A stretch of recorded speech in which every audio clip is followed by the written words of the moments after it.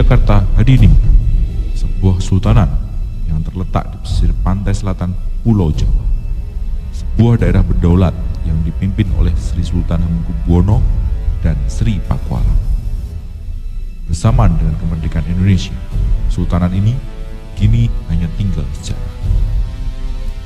Di balik sejarah ini terdapat makna yang mendalam.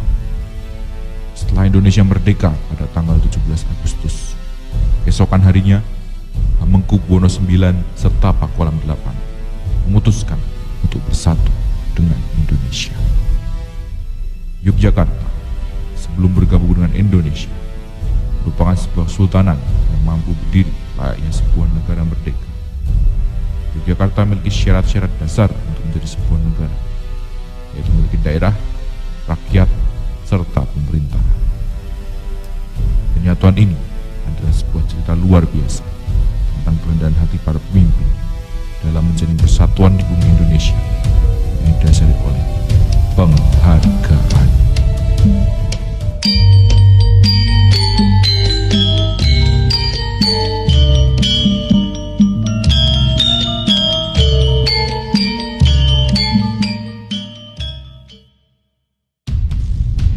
Aceh sebagai salah satu daerah istimewa memiliki keistimewaan yang sifatnya berbeda dengan Yogyakarta. Pada tahun 59, setelah terjadi pergolakan rakyat yang tak henti-hentinya, akhirnya pemerintah Indonesia memberikan keputusan untuk menjadikan Aceh sebagai daerah istimewa. Tepat sekali, keistimewaan Aceh merupakan sebuah tuntutan. Bagaimana dengan Yogyakarta? Pada tanggal 19 Agustus 45, pemerintah Indonesia mengirimkan sebuah piagam kepada para pemimpin Yogyakarta. Melalui piagam ini, pemerintah Indonesia secara resmi memberikan penghargaan atas penyerahan kekuasaan Yogyakarta kepada Indonesia dan pengakuan keberadaan Yogyakarta sebagai daerah istimewa di bawah kepemimpinan Hamengkubuwono IX dan Pakualam VIII. Piagam ini merupakan sebuah simbol yang dengan sengaja diberikan untuk menunjukkan rasa terima kasih dari Indonesia kepada Yogyakarta. Setelah Indonesia merdeka, pemerintah Belanda masih berusaha untuk melakukan penjajahan. Dengan terjadinya agresi militer Belanda yang pertama, tentara Belanda mendarat di Banten dan merebut Jakarta.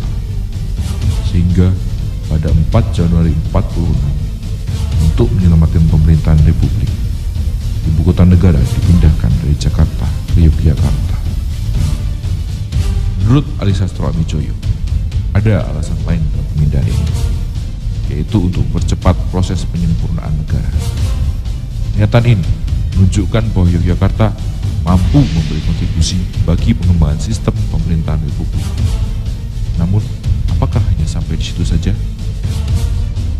Penyerangan Belanda ke Indonesia menarik perhatian dunia dan mendapatkan protes keras dari Dewan Keamanan PBB. Maka, PBB mengadakan perundingan yang dikenal sebagai Komisi Tiga Negara. Namun, Belanda tidak pernah mengharapkan sebuah perundingan. Mereka percaya bahwa menghancurkan pemerintahan Republik di Yogyakarta adalah satu-satunya jalan keluar.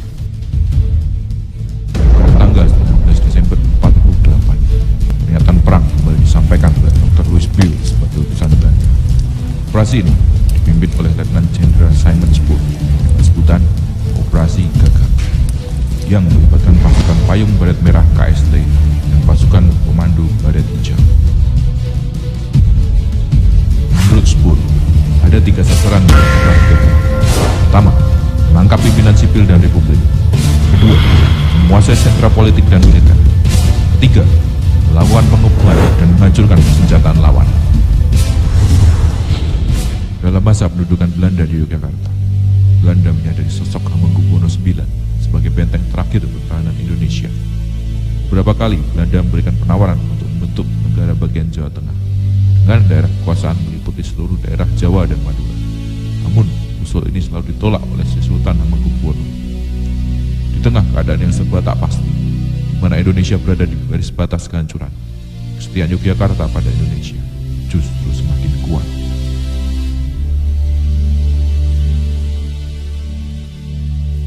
Pada Februari 49, Hamengkubuwono IX menggagas sebuah ide untuk membalikkan keadaan, yaitu penyerangan terhadap pos-pos pertahanan Belanda dan menguasai kembali Yogyakarta selama 6 jam. Pada tanggal 1 Maret 1949, tepat pada pukul 6 pagi, serangan dilancarkan oleh pasukan TNI ke seluruh penjuru Yogyakarta. Tujuan dari serangan ini adalah menunjukkan kekuatan pasukan TNI kepada dunia bahwa Indonesia belum mati. 300 prajurit gugur dari pihak TNI, namun dengan 6 jam dikuasainya Yogyakarta, api semangat kemerdekaan yang menjadi awal kebangkitan kembali Indonesia dapat dikobarkan. Kejayaan Indonesia sampai hari ini tidak pernah lepas dari peran serta Yogyakarta pasca kemerdekaan. Namun, bagaimana seandainya jika Yogyakarta menolak pemindahan ibu kota, sedangkan Jakarta tengah diserang? Andaikan Yogyakarta menyetujui penawaran Belanda untuk membangun negara bagian Jawa Tengah, apakah yang akan dialami oleh Indonesia yang tengah terdesak? Saat ini, Yogyakarta diakui sebagai sebuah daerah istimewa. Tapi apakah makna di balik keistimewaan tersebut selain dari penghargaan dan penghormatan bangsa atas pengabdian Yogyakarta?